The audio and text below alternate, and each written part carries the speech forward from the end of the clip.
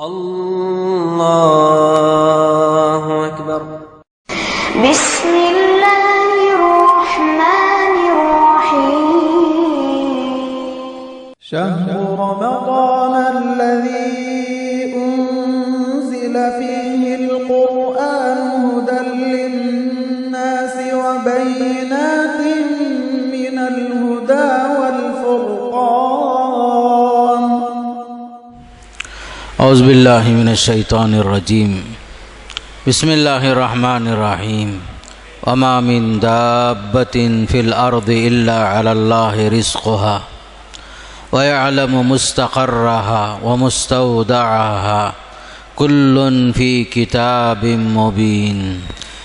زمین پر چلنے پھرنے والے جتنے جاندار ہیں سب کی روزیاں اللہ تعالیٰ پر ہیں، وہی ان کے رہنے سہنے کی جگہ کو جانتا ہے اور ان کے سونپے جانے کی جگہ کو بھی جانتا ہے۔ سب کچھ واضح کتاب میں موجود ہے۔ یہ سورہ ہود کی آیت نمبر 6 ہے، 12واں پارہ ہے۔ یہ 12ویں پارے میں سورہ ہود اور سورہ یوسف تقریباً آدھی صورت 12ویں پارے میں اللہ تعالیٰ نے بیان کیا ہے۔ تو سورہ ہود کے اندر خاص طور پر اللہ تعالیٰ نے 3 باتیں بیان فرمائی۔ پہلی چیز یہ ہے، سورت کے ابتدا میں قرآن کی عظمت کا اعتراف ہوا۔ الف لام را کتاب احکمت آیاتہ ثم فصلت من لدن حکیم خبیر۔ یہ ایک ایسی کتاب ہے کہ اس کی آیتیں محکم کی گئی ہیں، پھر صاف صاف بیان کی گئی ہیں ایک حکیم اور باخبر کی طرف سے۔ یعنی قرآن مجید الفاظ کے اعتبار سے، نظم کے اعتبار سے اتنی محکم اور پختہ ہیں کہ ان کی ترکیب اور معنی میں کوئی خلل نہیں۔ الفاظ واضح، معانی واضح، کوئی پیچیدگی نہیں، انداز بیان ہر ایک کو سمجھنے اور اس پر عمل کرنے کے لائق۔ خاص کر عربوں کے لیے اللہ تعالیٰ نے اس قرآن کو واضح عربی زبان میں اتارا، اس کے اندر کوئی خلل نہیں۔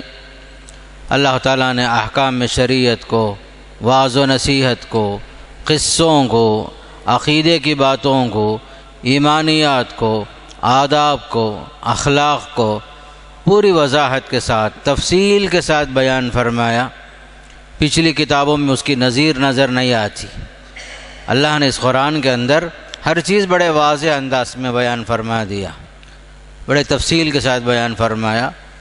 اس کی مثال آپ کو اگلی کتابوں میں نظر نہیں آتی۔ سب سے پہلے اللہ تعالیٰ نے قرآن کی عظمت کو بیان فرما کر قرآن کا ایک چیلنج بھی سورت کے شروع میں بیان کر دیا۔ فَأْتُوا بِعَشْرِ سُوَرٍ مِثْلِهِ۔ عرب سے چیلنج ہے، اگر تم کو اس قرآن کے بارے میں شک ہے کہ محمد کا کلام ہے تو تم لوگ عرب ہو، تمہاری زبان عربی زبان ہے، تم لوگ جو ہے اس جیسی 10 صورتیں ذرا پیش کرو جو قرآن میں جیسے اللہ نے صورتیں بیان کی ہیں۔ پہلے قرآن جیسا مکمل قرآن پیش کرنے کا کہا گیا، 10 صورتیں پیش کرنے کا ذکر ہوا، پھر کم سے کم 1 صورت بیان کرو۔ یہ چیلنج قیامت تک کے لیے ہے۔ قرآن ایک زندہ معجزہ ہے، اس کا اعجاز قیامت تک کے لیے ہے، اس کی مثال نظر نہیں آ سکتی۔ پھر اللہ تعالیٰ نے دوسری بات سورہ ہود میں یہ بیان کیا کہ سب کا رازق اللہ ہی ہے، سب کو روزی دیتا اللہ تعالیٰ، سارے مخلوقات، چرندوں کو، پرندوں کو، درندوں کو، سب کی روزی روٹی کا مالک، انسانوں کو، جنات کو، شیاطین کو، سمندر میں رہنے والے مخلوقات کو، خشکی میں رہنے والے مخلوقات کو، سب کی روزی روٹی کا انتظام اللہ نے اپنے اوپر لے لیا۔ وَمَا مِن دَابَّةٍ فِي الْأَرْضِ إِلَّا عَلَى اللَّهِ رِزْقُهَا۔ اور اللہ تعالیٰ کو اس کا علم ہے، سب مخلوقات کہاں رہتے ہیں، ان کا انجام کیا ہے، ان کا ٹھکانہ کیا ہے، سب جانتا اللہ تعالیٰ۔ یہاں تک کہ اندھیری رات میں ایک کالی چونٹی ایک کالے چٹان کے اوپر رینگتی ہے، اس کا بھی علم اللہ تعالیٰ کو ہے۔ ایک چونٹی کی خبر، سلیمان علیہ السلام کے واقعے میں سورہ نمل میں ایک چونٹی نے جو ہے اللہ سے جو دعا کی اس کا بھی تذکرہ نظر آتا ہے۔ قالت نملۃ یا ایھا النمل ادخلوا مساکنکم، ایک چونٹی نے کہا، سلیمان علیہ السلام کی فوج آ رہی ہے، جو چونٹیوں کی جو سردار تھی اس نے کہا اے چونٹیوں تم لوگ اپنے اپنے بلوں میں داخل ہو جاؤ، کہیں ایسا نہ ہو کہ سلیمان علیہ السلام اور ان کی فوج لا علم میں تم کو روند نہ دیں۔ سب کا علم اللہ تعالیٰ کو ہے، اللہ تعالیٰ نے ہر مخلوق کے روزی روٹی کا ذمہ اپنے اوپر لے لیا، بلکہ حدیث میں اللہ کے نبی علیہ السلام فرماتے ہیں وَاعْلَمُوا أَنَّ نَفْسًا لَن تَمُوتَ حَتَّى تَسْتَكْمِلَ رِزْقَهَا، یاد رکھو کوئی بھی نفس، کوئی بھی جان، کوئی بھی شخص جس کے اندر حیات ہے، روح ہے، اسے موت اس وقت تک نہیں آئے گی جب تک کہ وہ روزی پوری نہ کر لے۔ اللہ سب کی روزی لکھ دیا ہے، اس کی روزی ختم ہونے سے پہلے کسی کی موت نہیں آئے گی، فرمایا آپ صلی اللہ علیہ وسلم۔ روزی پوری ہوگی تب ہی آپ کی موت آئے گی، اس سے پہلے موت نہیں آئے گی۔ جو مقدر میں روزی ہے وہ کھا کر ہی انسان کو جانا پڑے گا۔ لوگ جو ہیں کہیں انجانے میں بول دیتے ہیں فلاں صاحب کھا رہے تھے، پی رہے تھے، ٹھسکا لگا فوراً چلے گئے، چند دانے باقی تھے، چند نوالا باقی تھا، ایسا آپ کو معلوم ہونا چاہیے۔ جو نوالا آخری جو گیا ہے اس کے نصیب میں تھا، جو آخری گھونٹ جو انسان پانی پیا وہ اس کے نصیب میں ہے، وہ جو چیز اس کے نصیب میں نہیں ہے، چاہے آپ زمزم پلاؤ واپس آئے گا، چاہے دودھ پلاؤ واپس آ جائے گا۔ نصیب میں جتنا اللہ لکھا ہے ہر انسان اتنا ہی لے سکتا ہے، اتنا ہی کھا سکتا ہے۔ پھر اللہ تعالیٰ نے اس صورت کے اندر رسالت کی بات فرمائی، یعنی 7 نبیوں کا ذکر آیا، نوح علیہ السلام، ہود علیہ السلام، صالح علیہ السلام، ابراہیم علیہ السلام، لوط علیہ السلام، شعیب علیہ السلام، موسیٰ علیہ السلام۔ سورہ ہود میں 7 نبیوں کا ذکر آیا۔ حضرت نوح علیہ السلام کا جہاں ذکر آیا تو اس قصے کے اندر اللہ نے یہ بتا دیا کہ اللہ کے پاس رشتوں کی کوئی اہمیت نہیں ہے، اصل چیز ایمان ہے۔ ایمان اور عمل یہی جو ہے راہ نجات ہے۔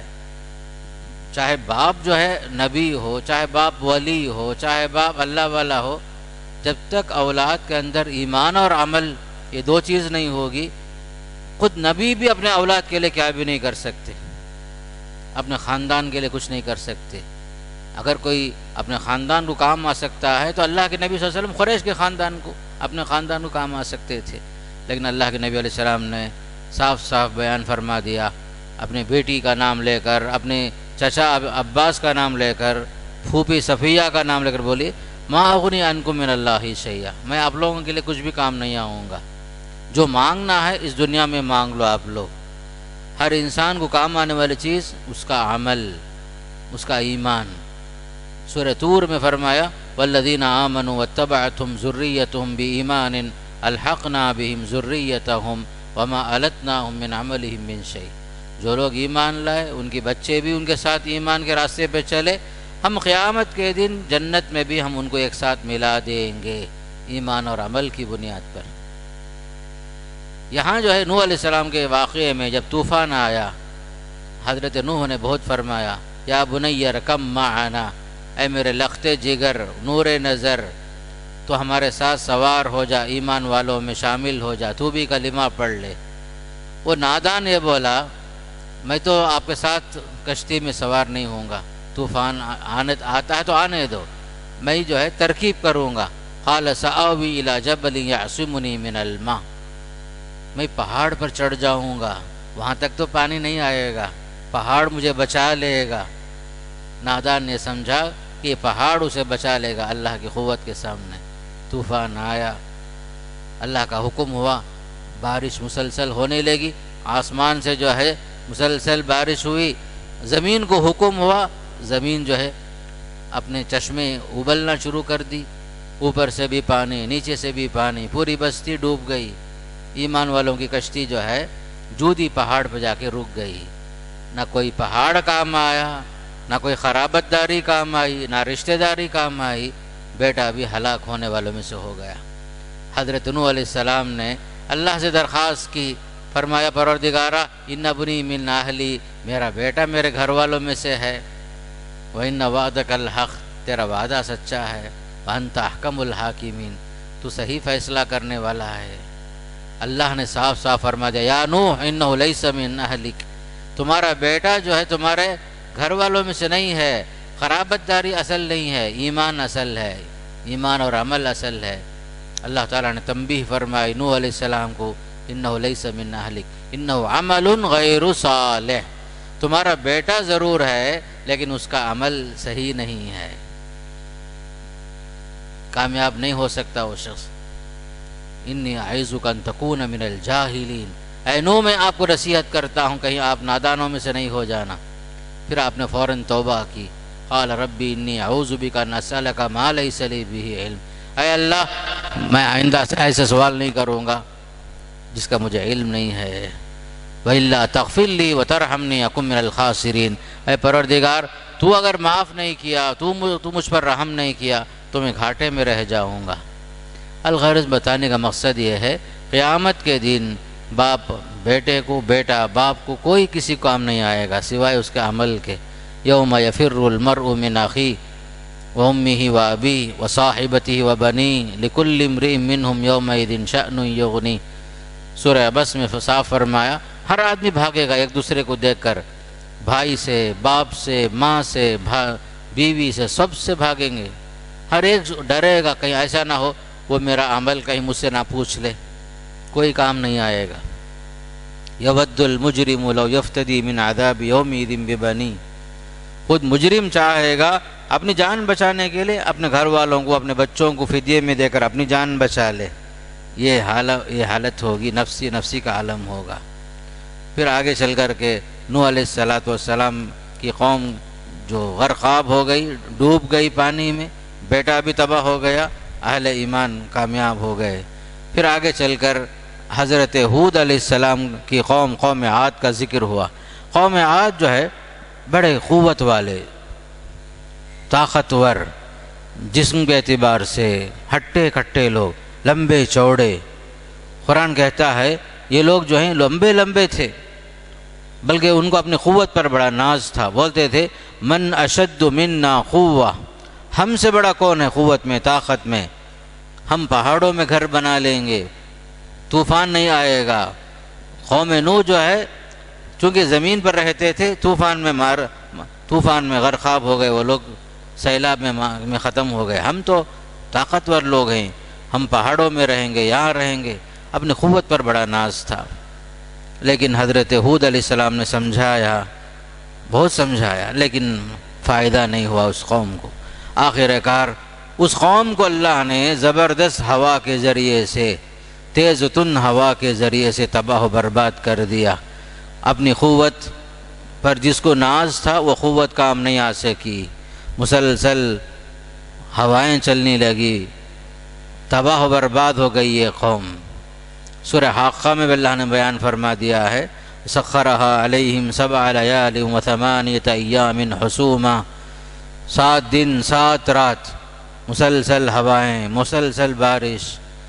پوری قوم ایسی ہو گئی جیسے کھجور کے درختوں کو کاٹ کے کیسے جو ہے نیچے گرا دیا جاتا ہے، اس حالت میں ہو گئی وہ قوم۔ کأنہم اعجاز نخل خاویہ فرمایا۔ پھر گویا کہ قوم ہود دوسروں کے لیے عبرت بن گئی۔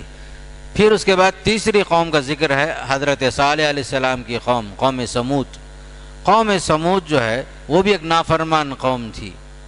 حضرت صالح علیہ السلام نے باقاعدہ اپنی قوم کو اسلام کی طرف دعوت دی، لیکن وہ قوم جب کہتے تھے صالح علیہ السلام اعبدوا اللہ ما لکم من الہ غیرہ، تم اللہ کی بندگی کرو، تمہارے لیے اللہ کے سوا کوئی عبادت کے لائق نہیں ہے، اللہ نے تم کو زمین سے بنایا ہے، زمین میں آباد کیا ہے، استغفار کرو، توبہ کرو، یقیناً میرا رب بہت قریب ہے، دعائیں سنتا ہے فرمایا۔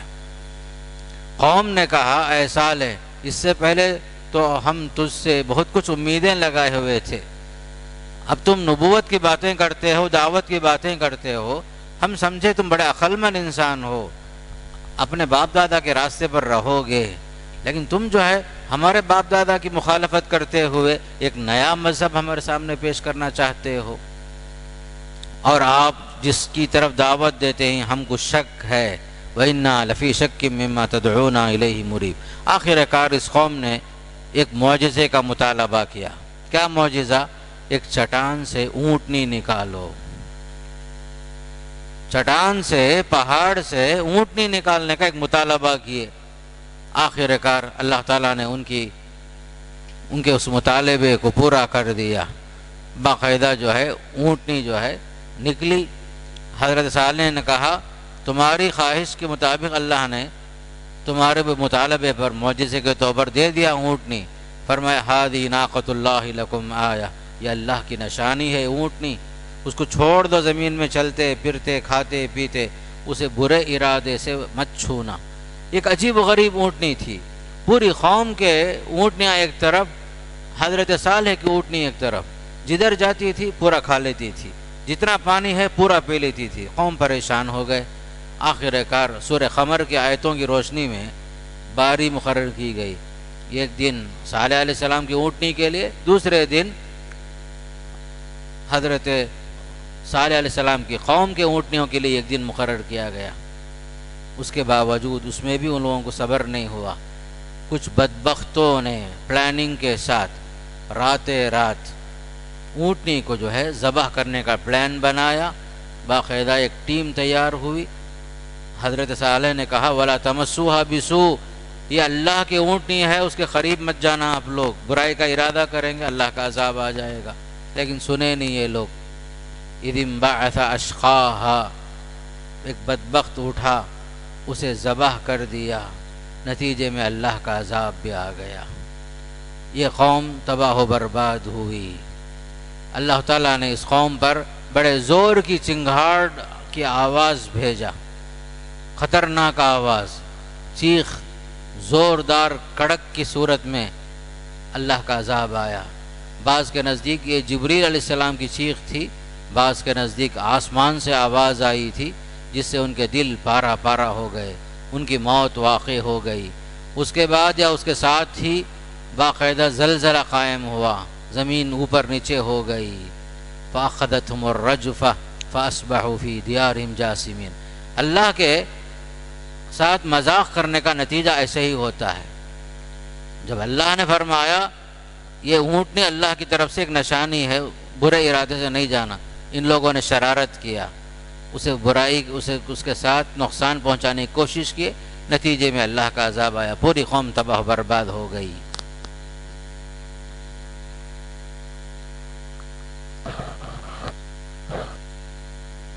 پھر اس کے بعد حضرت ابراہیم علیہ السلام کا واقعہ سورہ ہود میں اللہ نے بیان کیا کہ حضرت ابراہیم علیہ السلام کے پاس فرشتے آئے، حضرت اسحاق علیہ السلام کی خوشخبری سنائے، بڑھاپے میں ابراہیم علیہ السلام بوڑھے ہو گئے، ان کی بیوی بوڑھی ہو گئی، پھر بھی اللہ کی طرف سے خوشخبری سنانے کے لیے فرشتے آ گئے۔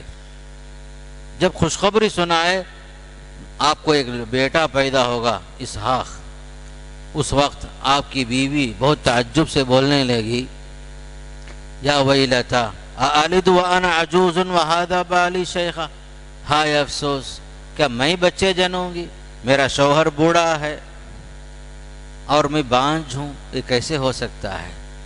اس کا جواب یہ ملا، اللہ جب چاہتا ہے تو ناممکن کو ممکن بنا دیتا ہے، اللہ کے لیے کوئی چیز رکاوٹ نہیں ہے، اسباب، ظاہری اسباب کچھ بھی نہیں ہیں۔ اللہ چاہتا ہے تو زکریا علیہ السلام کو بڑھاپے میں بچے سے، یحییٰ علیہ السلام جیسی اولاد سے نوازا، تو حضرت ابراہیم علیہ السلام کے پاس فرشتے آ کر باقاعدہ خوشخبری سنائے۔ پھر اس کے بعد حضرت ابراہیم علیہ السلام کو خوشخبری سنا کر کے وہی فرشتے، ان کا دوسرا کام تھا لوط علیہ السلام کی بستی کو تباہ کرنا۔ حضرت ابراہیم علیہ السلام کے بھتیجے لوط علیہ السلام کی بستی میں قوم لوط جو ہے بڑی سرکشی میں مبتلا تھی، ہم جنس پرستی، مرد سے خواہش پوری کرتا تھا، عورتوں کو چھوڑ کر مرد جو ہے مردوں کے ساتھ اپنی خواہشات پوری کرتے تھے۔ لوط علیہ السلام بہت منع کیے لیکن قوم سننے تیار نہیں، یہاں تک کہ جب اللہ کے فرشتے آئے اس قوم پر اللہ کا عذاب اتارنے کے لیے، وہ بھی ایک آزمائش، فرشتے بھی نوجوانوں کی شکل میں خوبصورت نوجوان بن کر آئے۔ اب یہ قوم آ کر کے لوط علیہ السلام کے دروازے کو مارنے لگی، کہنے لگے اے لوط، ہم جو ہے آپ کے مہمانوں سے ملنا چاہتے ہیں۔ لوط علیہ السلام بہت پریشان ہوئے، بولے اے میری قوم کے لوگوں، میری قوم کی بیٹیاں ہیں، ان سے شادی کرو، جائز طریقے سے ان کے ساتھ اپنی خواہش پوری کرو، یہ میرے مہمان ہیں، فاتقوا اللہ ولا تخزونی فی ضیفی۔ لوط علیہ السلام گھگائے، اللہ سے ڈرو، میرے مہمان فرشتے، ان کو نہیں معلوم ہے اللہ کے فرشتے آئے ہیں، مہمان ہیں، مجھے رسوا نہ کرو۔ اس لیے کہ ہر دور میں مہمان کی عزت ایمان کا حصہ تھا، مہمان کی تکریم اور تعظیم ایمان کا حصہ تھا۔ بعد میں فرشتے بولے پریشان ہونے کی ضرورت نہیں، قالوا یا لوط انا رسول ربک، اے لوط پریشان ہونے کی ضرورت نہیں، ہم تمہارے رب کی طرف سے فرشتے بن کر آئے ہیں، عذاب کے فرشتے بن کر، وہ لوگ آپ کے پاس آ ہی نہیں سکتے، چھوڑ دیجئے آپ ان کو۔ بہرحال اس قوم، چونکہ وہ قوم نے فطرت کو الٹ دیا۔ کیا فطرت؟ ایک مرد اپنے جائز خواہشات عورت سے پوری کرنا نکاح کے ذریعے سے، یہ فطرت ہے۔ ان لوگوں نے مردوں سے خواہش پوری کرنے کی کوشش کی، فطرت کو الٹ دیا۔ اللہ نے عذاب کو بھی اسی انداز میں اتارا، پوری بستی کو اللہ الٹ دیا۔ انہوں نے فطرت کے خلاف بغاوت کی، اللہ نے کیا کیا؟ اس بستی کو ہی الٹ دیا، پوری بستی نیچے سے اوپر اٹھا کر کے جبرائیل امین کے ذریعے سے آسمان کے پاس لے کر گئے، پھر وہاں سے الٹ دیے۔ فلما جعلنا عالیہا سافلہا، نیچے سے لے کر اوپر سے لے کر نیچے پوری بستی الٹ کر کے پٹک دیے۔ اس کے علاوہ وامطرنا علیہا حجارۃ من سجیل منضود، پتھروں کی بارش برسائی گئی، پتھروں کی بارش برسائی گئی۔ یہ قوم تباہ و برباد اس طرح ہوئی، انہوں نے فطرت کو الٹ دیا، اللہ نے بستی کو الٹ دیا۔ قال فما خطبكم ایھا المرسلون قالوا انا ارسلنا الى قوم مجرمین لنرسل علیہم حجارۃ من طین مسومۃ عند ربک للمسرفین۔ سورہ زاریات میں فرمایا اس قوم پر اللہ کا عذاب ایسے آیا، بستی الٹنے کے بعد ہر شخص کے نام پر کنکریاں جو ہے برسائی گئی، فلاں کے نام پر فلاں مخصوص کنکریاں، پوری قوم تباہ و برباد ہو گئی۔ یاد رکھو اللہ کے ساتھ بغاوت کرنے کا نتیجہ جو ہے ایسا ہی ہوتا ہے، ظالم کو اللہ مہلت دیتا ہے، وقت پار ہو جائے معاملہ ختم ہو جاتا ہے۔ پھر آگے چل کر کے شعیب علیہ السلام کی قوم کا ذکر ہے، پہلے بھی بتا چکا ہوں سورہ اعراف میں۔ یہاں بھی جو ہے شعیب علیہ السلام کی قوم کی اصل کمزوری کیا تھی؟ شرک کے علاوہ ناپ تول میں کمی کرتے تھے، ڈنڈی مارتے تھے یہ لوگ۔ اللہ کا عذاب اس قوم پر بھی آیا، وہ بستی بھی تباہ و برباد ہو گئی۔ پھر موسیٰ علیہ السلام کا ذکر آیا، حضرت موسیٰ علیہ السلام نے بھی فرعون کو بہت کچھ سمجھایا، باقاعدہ جو ہے ہارون علیہ السلام کی معیت میں آپ نے دین کا کام کیا، قوم کو سمجھانے کی بڑی کوشش کی، لیکن بنی اسرائیل جو ہیں سدھرنے والی قوم نہیں تھی، نہ موسیٰ علیہ السلام کی بات سنتے تھے، نہ ہارون علیہ السلام کی بات سنتے تھے۔ آخر کار اس قوم پر بھی اللہ کا عذاب آیا، خاص کر بنی اسرائیل پر بھی۔ پھر اس سورت کے اختتام میں اللہ نے یہ بتا دیا کہ خاص کر آخرت میں دو ہی جماعت ہوگی، یا تو جنت میں جانے والے نیک بخت لوگ، یا جو جہنم میں جانے والے بدبخت لوگ۔ نیک بخت وہی کامیاب ہوں گے جن کے اعمال نامہ سیدھے ہاتھ میں دیے جائیں گے، اور دوسری جماعت ہے جو بدبخت لوگ ہوں گے وہ تباہ و برباد ہو جائیں گے فرمایا۔ تو گویا کہ آخرت میں صرف دو ہی کیٹیگری، ایک جنت کی طرف جانے والی، ایک جہنم کی طرف جانے والی۔ جس نے رسول کی بات کو مان لیا وہ کامیاب ہو گیا، جس نے رسول کو جھٹلا دیا وہ تباہ و برباد ہو گیا۔ پھر اس کے بعد سورہ یوسف، اس میں اللہ تعالیٰ نے، یہ بھی ایک مکی صورت ہے، عبرتناک صورت ہے، حضرت یوسف علیہ السلام کا واقعہ سورہ یوسف کے اندر مکمل طور پر اللہ تعالیٰ نے بیان کر دیا۔ جبکہ دیگر انبیاء کے واقعات مختلف جگہوں میں ذرا تفصیل کے ساتھ بھی اللہ نے بیان کیا. لیکن سورہ یوسف میں حضرت یوسف سے متعلق جو قصہ ہے اللہ نے ایک ہی جگہ میں ایک ہی صورت میں شروع سے لے کر آخر تک بڑی تفصیل سے بیان فرما دیا. حضرت یوسف علیہ السلام کا واقعہ بھی یقیناً عبرتناک واقعہ. اس کے اندر آپ دیکھیں گے یوسف علیہ السلام بچپن میں خواب دیکھتے ہیں. بچپن میں آپ نے خواب دیکھا. خواب کی صورت یہ تھی 11 ستارے سورج اور چاند آپ کو سجدہ کر رہے ہیں. خواب دیکھ کر فوراً والد صاحب کو سنائے یوسف علیہ السلام یا ابتی انی رأیت 11 کوکبا والشمس والقمر رأیتهم لی ساجدین.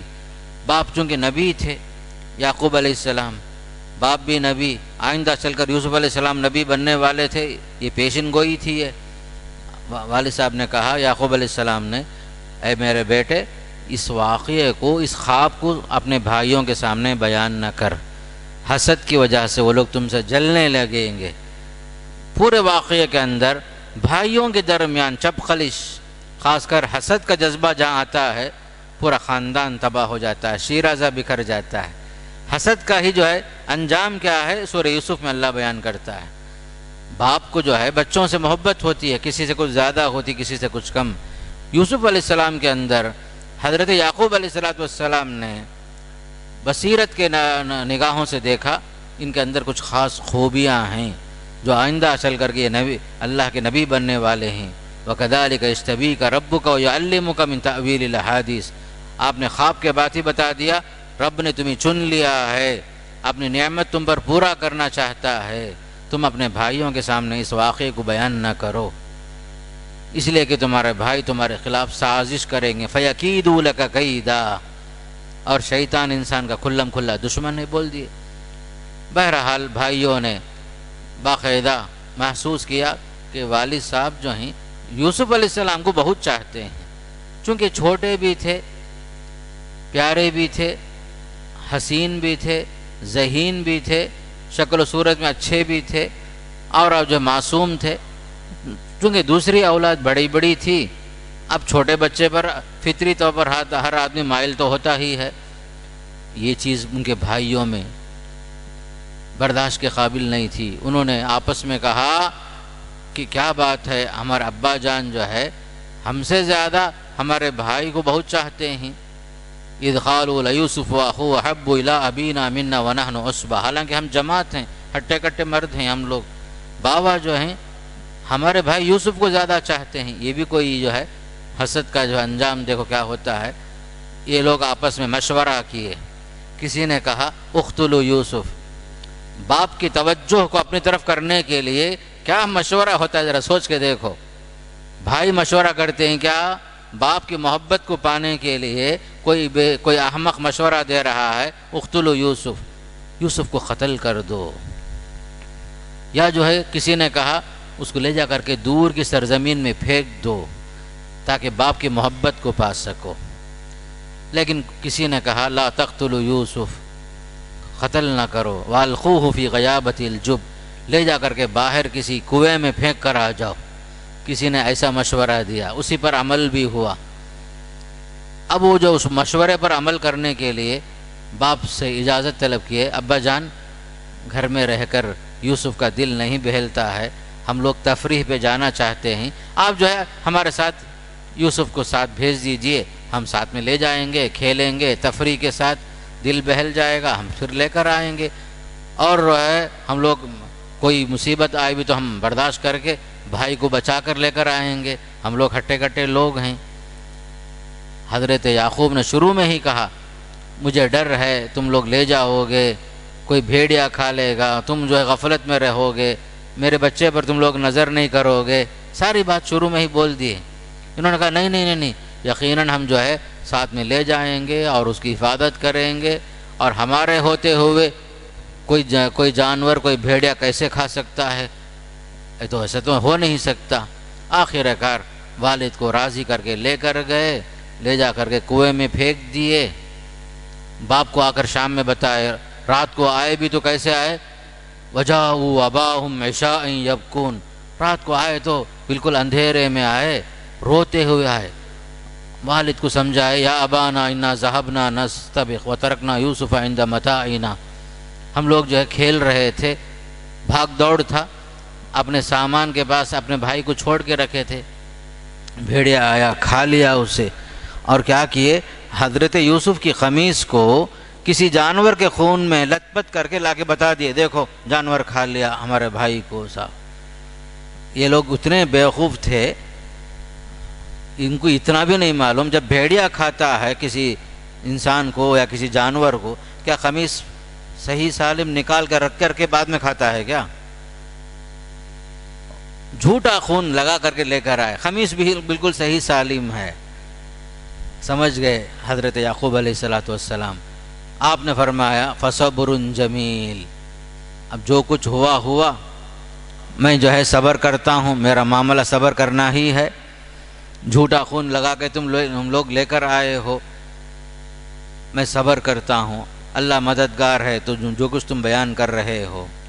آخر کار کنویں میں تھے، اللہ جس کو بچانا چاہتا ہے بچا لیتا ہے۔ ایک قافلہ آیا، گزر رہا تھا، پانی کے لیے وہ لوگ ڈول جو ہے کنویں میں اتارے، یوسف علیہ السلام اس ڈول میں بیٹھ کر باہر آ گئے، قوم خوش ہو گئی، وہ لوگ بولے دیکھو بھائی بچہ ملا ہے، بچہ ملا ہے، خوش ہو کر کے یہ مال بیچنے کے لائق ہے، چلو اس کو لے جا کر کے مصر میں بیچیں گے بول کر سستے داموں میں لا کر کے انہوں نے مصر میں بیچ دیا قافلہ والوں نے۔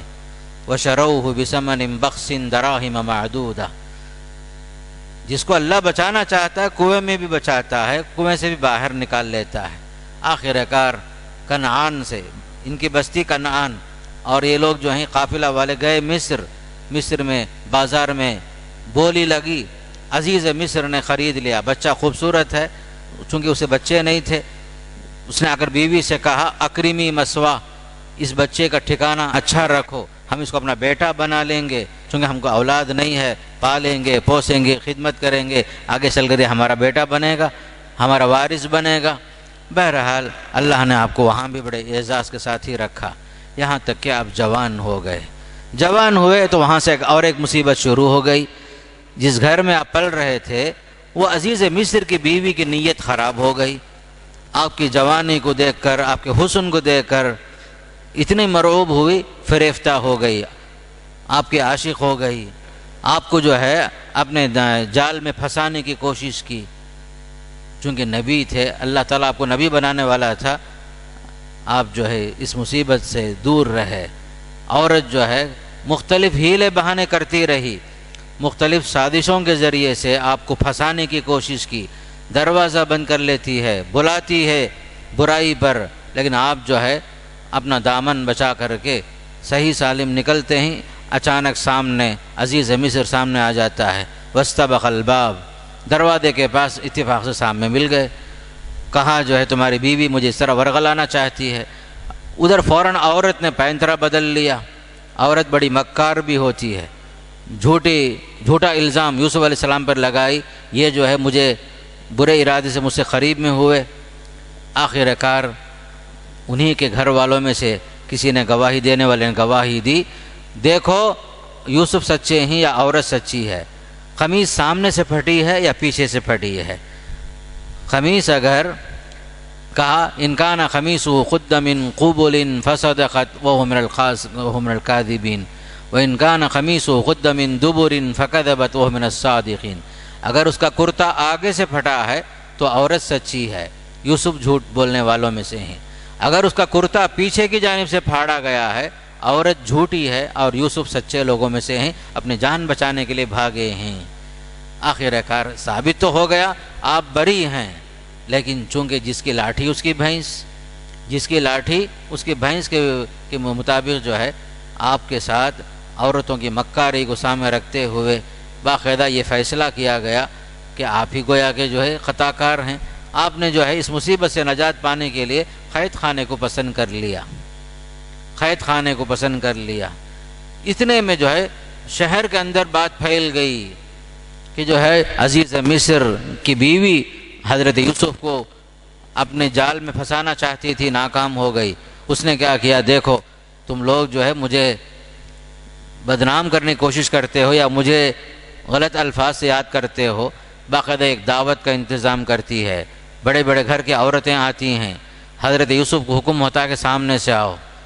جب حضرت یوسف علیہ السلام سامنے سے گزرے، یہ عورتیں پھل کاٹ رہی تھی، پھل کاٹتے کاٹتے مبہوت ہو کر اپنی انگلیاں کاٹ لیے۔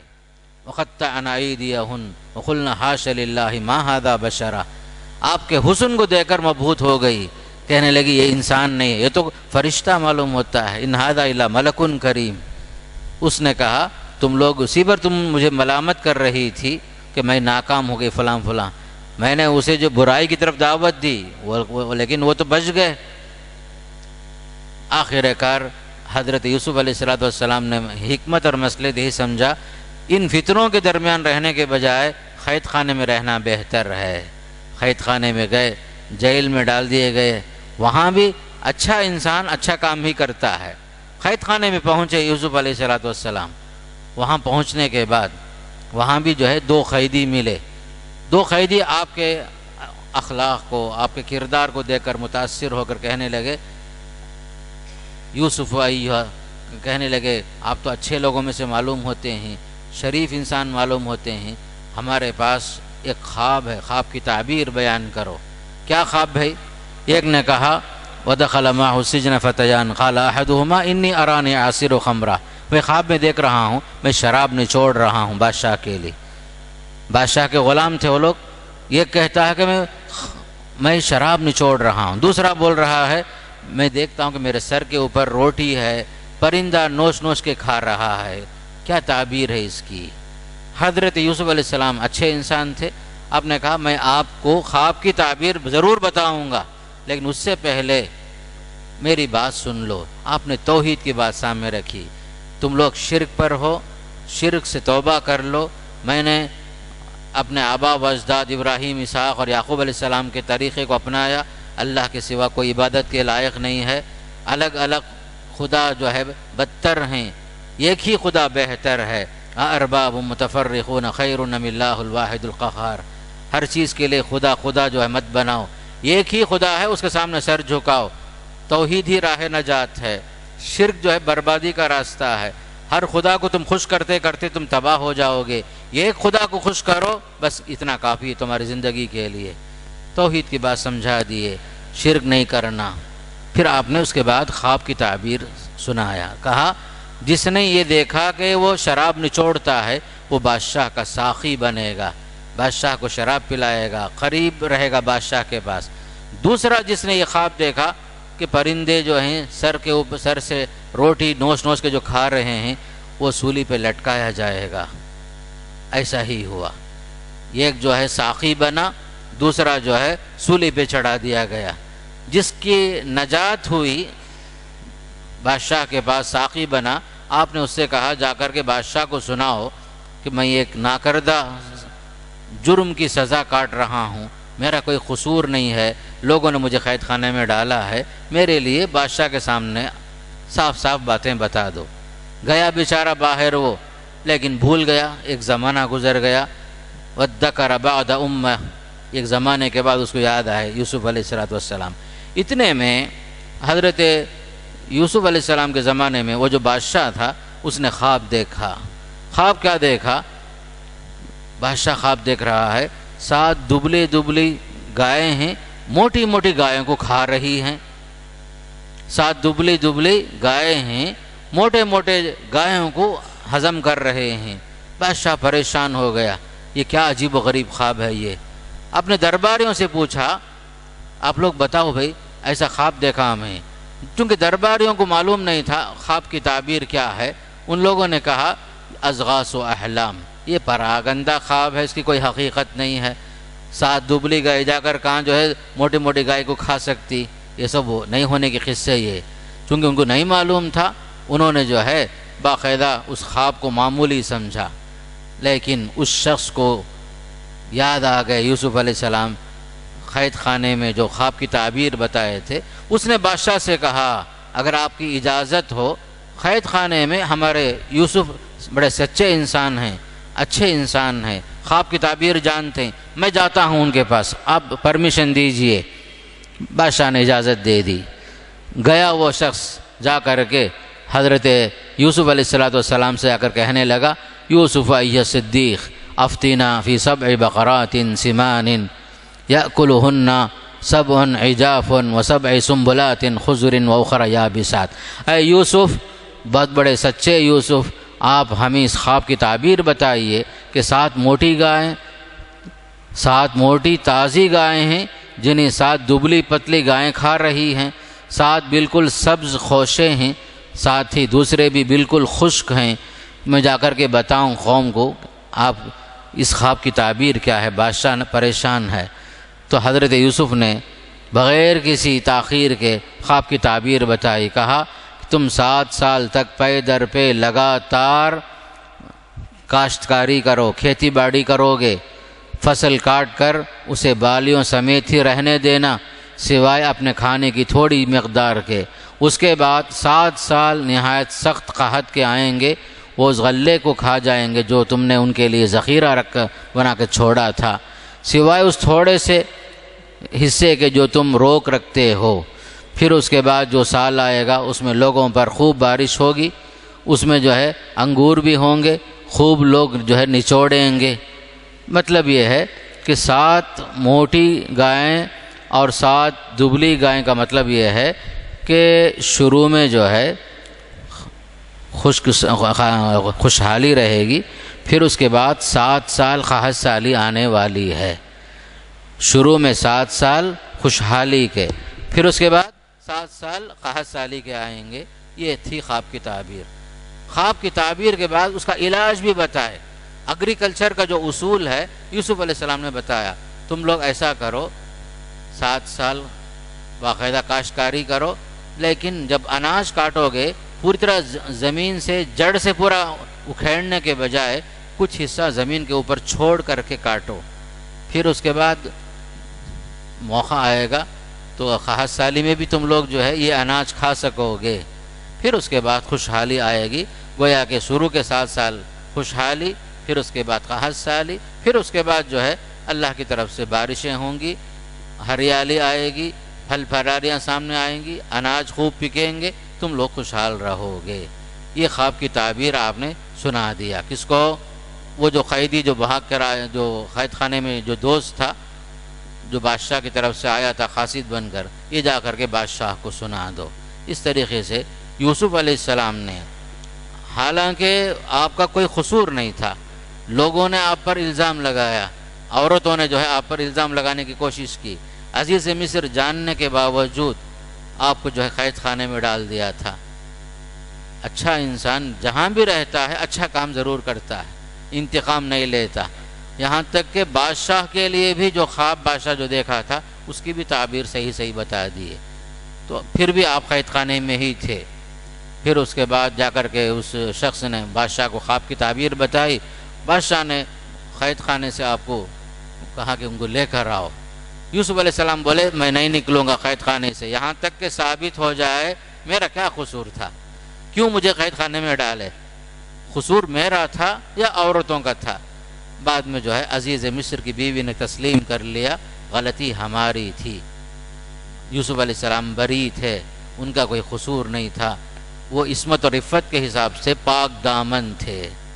اگرچہ کہ حسن یوسف دم عیسیٰ ید بیضا داری آنچ خوبا ہما دارن تو تنہا داری، حضرت یوسف علیہ السلام کی بڑی خوبیاں تھیں، حسین تھے، جمیل تھے، سب کچھ تھے، لیکن اس کے باوجود آپ کا دامن پاک صاف تھا، باقاعدہ عصمت اور عفت کے اندر آپ پاک دامن تھے۔ اس کا اعتراف باقاعدہ عزیز مصر کی بیوی نے تسلیم کر لیا، یہاں تک کہ لوگوں میں معاملہ صاف ہو گیا، یوسف علیہ السلام بری ہیں، قصوروار یہ عورتیں ہیں۔ عزیز مصر کی بیوی جو ہے آپ کو ورغلانے کی کوشش کی، برائی پر دعوت دی، زبردستی کی، بھگائی، آپ کا قمیص جو ہے پھاڑ دی، پورا قصور عورت کا ہے، آپ بری ہیں۔ بہرحال یہاں تک 12واں پارہ ختم ہوتا ہے، انشاءاللہ کل باقی حصہ آپ سنیں گے۔ اللہ تعالیٰ جو ہے ہمیں قرآن مجید سے جو سبق آموز واقعات ملتے ہیں ان واقعات کے ذریعے سے عبرت حاصل کرنے کی توفیق نصیب فرمائے۔ وصلی اللہ تعالیٰ علی سیدنا محمد والحمد للہ رب العالمین۔